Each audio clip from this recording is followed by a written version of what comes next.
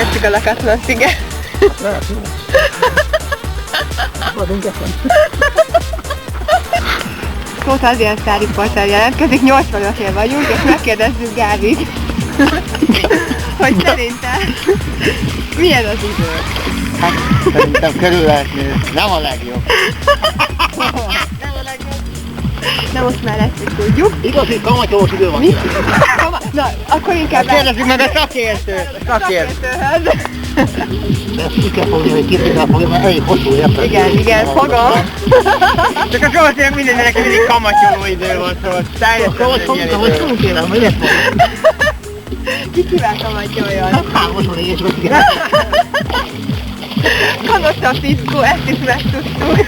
Na, ezzel lezárult a mai riport. Liport. Na, csá.